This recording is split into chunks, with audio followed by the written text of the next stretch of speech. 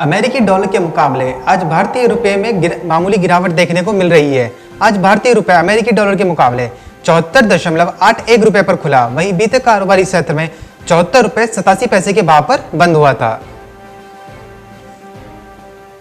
आज कच्चे तेल की कीमतों में बढ़त के साथ कारोबार होता हुआ दिख रहा है। आज WTI क्रूड ऑयल 40.34 डॉलर प्रति बैरल के भाव पर खुला है और दोपहर 40.18 डॉलर प्रति बैरल के भाव पर तेजी के साथ कारोबार करता हुआ दिखा था।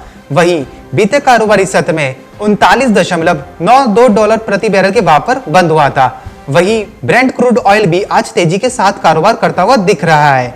आज ब्रेंट क्रूड ऑयल 43.64 डॉलर प्रति बैरल के भाव पर खुला और दोपहर तक 43.52 डॉलर प्रति बैरल पर 0.5% से ज्यादा की तेजी के साथ कारोबार करता हुआ नजर आया। वहीं बीते कारोबारी सत्र में 43.25 डॉलर प्रति बैरल के भाव पर बंद हुआ था। वहीं कच्चे तेल का घरेलू अगस्त वायदा आज 3004 रुपए प्रति बैरल के भाव पर खुला है और दोपहर 0.5% से ज्यादा की तेजी के साथ कारोबार करता हुआ नजर आया।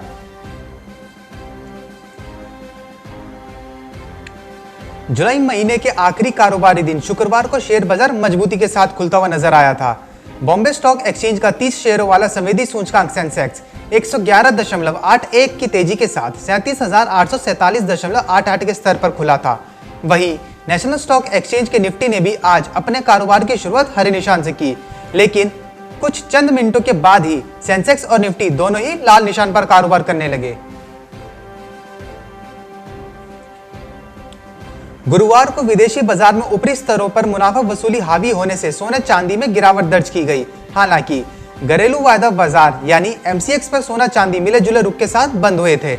डॉलर इंडेक्स में गिरावट, ग्लोबल इकोनॉमी का आउटलेट कमजोर रहने का अनुमान, अमेरिका की GDP में भारी गिरावट और बेरोजगारों की संख्या में इजाफा होने के बावजूद विदेशी बाजार में सोने चांदी में मुनाफा वसूली देखने को मिली।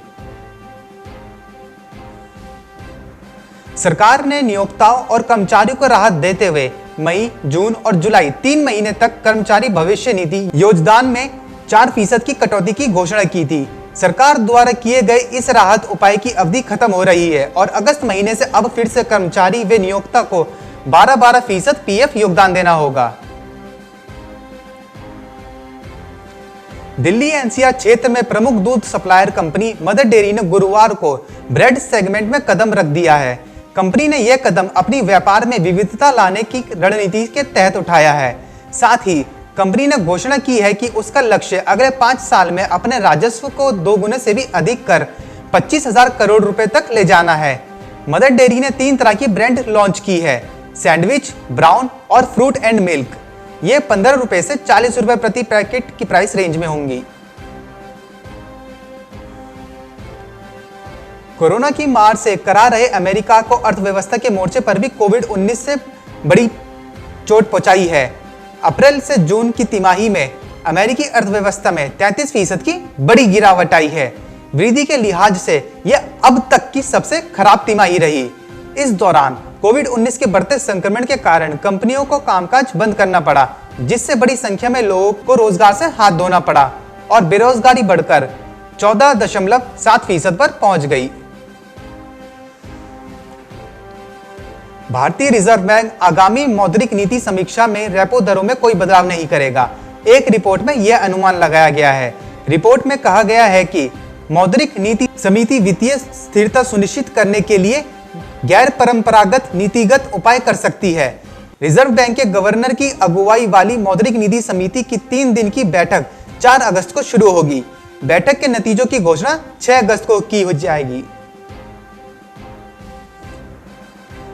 देश में 2/3 से ज्यादा लोगों का रोजगार खत्म हो गया है और वो बेरोजगार हो चुके हैं। इनमें से सबसे ज्यादा खराब हालत शहरी क्षेत्र में देखने को मिली है। शहरी इलाकों में 10 में से 8 लोगों का रोजगार खत्म हो गया है, यानी 80% बेरोजगार है। वहीं ग्रामीण इलाकों में बेरोजगारों का आंकड़ा थोड़ा कम है। यहाँ करीब 57% लोग प्रभावित हुए हैं, यानी 10 में से 6 लोगों का रोजगार छीन चुका है। मैन्युफैक्चरिंग के क्षेत्र में घरेलू और विदेशी निवेशकों को आकर्षित करने के लिए सरकार कोई कसर नहीं छोड़ना चाहती है। अब सरकार 12 और सेक्टर के लिए प्रोडक्शन लिंक्ड इंसेंटिव यानी PLI की घोषणा कर सकती है। मैन्युफैक्चरिंग को प्रोत्साहित करने के लिए सरकार कई नीतिगत बदलाव भी करने जा रही है ताकि कारोबारियों को स्थिर माहौल मिल सके। सरकार 5 लाख हेक्टेयर जमीन का एक लैंड बैंक पोर्टल भी जारी करने जा रही है। Bureau report, market times TV.